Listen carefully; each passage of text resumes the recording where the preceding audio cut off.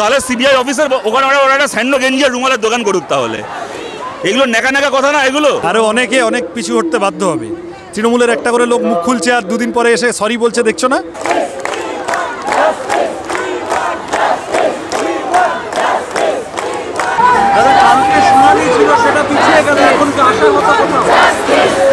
আশাহত তো কিছুটা বটেই, তবে আমরা আশা ছেড়ে দিতে চাই না।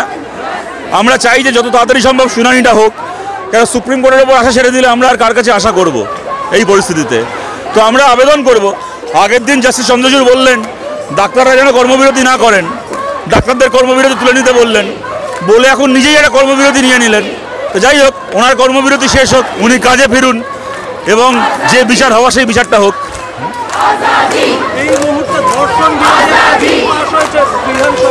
এগুলো সস্তা ন্যাকামি না বলুন তো? এগুলো আমাদের রাজ্যে হেতাল পারেককে ধর্ষণ করার জন্য ধনঞ্জয়ের ফাঁসি হয়েছিল, কোন মমতার ঢপের বিল লেগেছিল তার জন্য? নির্ভয়ার ধর্ষণের জন্য 4 জনের ফাঁসি হয়েছে, কোন মমতা ব্যানার্জি ঢপের বিল লেগেছে তার জন্য? ফাঁসি হওয়া উচিত কি উচিত না, জেল হওয়া উচিত কি উচিত না অন্য কথা, কিন্তু আমাদের দেশে ধর্ষণ করে খুন করলে কি জেলের মানে মানে প্রভিশন নেই? আইনে ফাঁসির প্রভিশন নেই? তার জন্য নতুন বিল লাগে? কামদুনির ধর্ষকের ফাঁসি হলো না কেন? কামদুনির ধর্ষক মুক্ত হয়ে গেল কেন? হেতাল পারেকের ধর্ষকের শাস্তি হয়েছে, দিল্লির নির্ভয়ার ধর্ষকের শাস্তি হয়েছে, আর কামদুনির ধর্ষক ছাড়া পেয়েছে।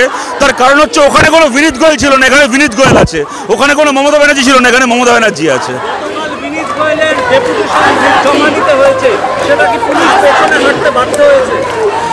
সে তো দেখা যাচ্ছে, বাধ্য তো হয়েছে। দেখুন একটা কথা বলি, আমাদের রাজ্যের পুলিশই, কলকাতার পুলিশ প্রথম দিন থেকে প্রতিবাদীদের পেছনে উইচ হান্টিং করছে, এবং যারা অন্য কোনো রাজনৈতিক দল ছেড়ে দিন, এমনকি মোহনবাগান ইস্টবেঙ্গল মোহামেডানের সমর্থক ছেড়ে দিন, তৃণমূলের নিজের দলের লোকেরা শুভেন্দু শেখর রায়কে জেলে কী বলে লালবাজারে ডেকে পাঠিয়েছে। কেন না, তিনি বলেছিলেন পুলিশের কুকুর দুপুরে গেছে, যেখানে কিনা পুলিশের কুকুর সকালবেলা গেছিল।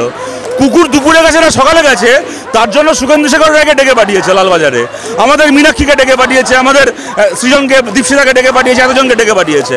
আর পুলিশ প্রেস কনফারেন্স করে একটার পর একটা মিথ্যে কথা বলে যাচ্ছে। বললো নাকি সাদা চাদর দিয়ে এলাকার আগে ঢাকা ছিল, জানা গেল ওটা মিথ্যে। বললো নাকি একটা লোক অভিক দে বলে তৃণমূলের নেতা, তাকে বানিয়ে দিল ফিঙ্গারপ্রিন্ট এক্সপার্ট, পরে বোঝা গেল সে মমতা ব্যানার্জি এক্সপার্ট। এই যে পুলিশ প্রেস কনফারেন্স করে মিথ্যে কথা বলছে, ওদের বিচারটাকে করে? আজকে প্রথম যেদিন শুনানি হলো, জাস্টিস চন্দ্রচূড় বললেন এবং সঠিক কথা বললেন যে একজন ধর্ষিতা, তার নাম প্রকাশ করাটা একটা অপরাধ। আমি বলছি, বিনীত গোয়েল প্রেস কনফারেন্স করে ধর্ষিতার নাম বলেছেন। মমতা ব্যানার্জি এবিপি আনন্দকে বাইট দিতে গিয়ে 2 বার ধর্ষিতার নাম বলেছেন। মমতা ব্যানার্জি বিনীত গোয়েলের বিচার কে করে?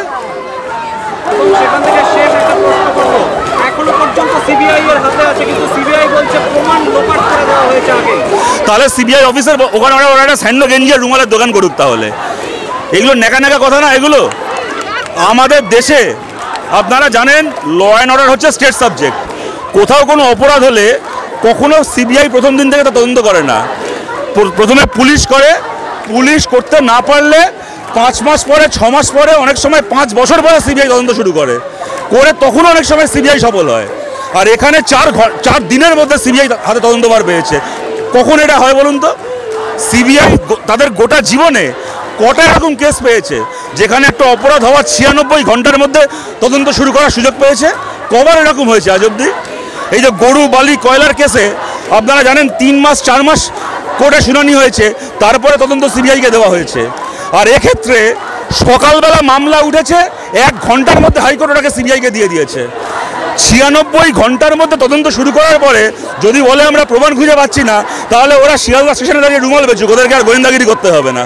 সোমবার তোমাকে রাস্তায় দেখা যাচ্ছে, 14 তারিখেও তুমি যাদবপুরে ছিলে, আমরা ইন্টারভিউ করেছিলাম, তুমি বলেছিলে বিচার বিভাগীয় তদন্ত চাই, কোর্ট মনিটর তদন্ত, সিবিআই এর উপর ভরসা রাখা যাচ্ছে না।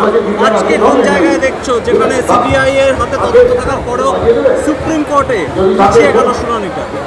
সিবিআই এর উপর ভরসা রাখার কঠিন তো, কারণ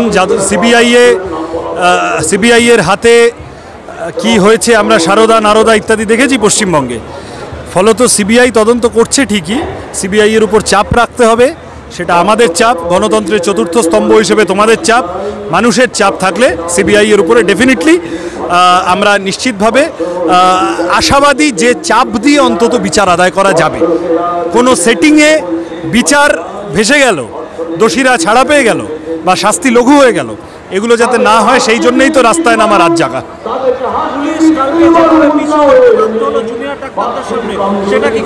আরও অনেকে অনেক পিছু হটতে বাধ্য হবে।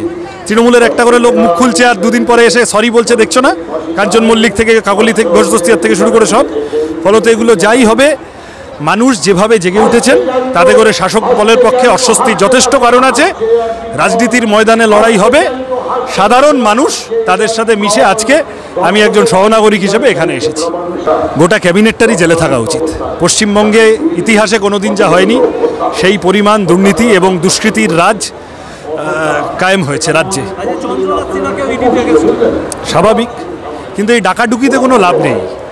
তারপরে মমতা ব্যানার্জি নরেন্দ্র মোদীকে আম পাঠিয়ে সব সেট করে নেবেন আর এরা কেউ জেলে যাবে না, এটা করে কোনো লাভ নেই। ফলত যা হচ্ছে সেটাকে তদন্তকে শেষ হওয়ায় রূপান্তরিত করতে হবে এবং দোষীদের শাস্তিতে রূপান্তরিত করতে হবে।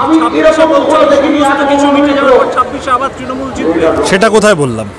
সেটা বলিনি তো একবারও। আমি বললাম যে ইডি সিবিআই এর উপর কেবল ভরসা রেখে লাভ নেই, মানুষকে মানুষের মতো রাস্তায় নামতে হবে। আম পাঠিয়ে সেট করবে, অপরাধীদের জেলের বাইরে রাখবে। টাকা পয়সা চুরি করে যে লোকগুলো, হুমকি দিয়ে যে লোকগুলো বুক ফুলিয়ে ঘুরে বেড়ায়, তারা তো মানুষকে ভয় দেখাতে সক্ষম হয়। সেই ভয় দেখানোটা বন্ধ করার জন্য আমরা লড়ছি। আমি নিশ্চিত যেদিনই নির্বাচন হবে তৃণমূল কংগ্রেস টের পাবে যে তারা খুব মানুষের, তারা রোষানলে পড়েছে, মানুষ পছন্দ করছেন না।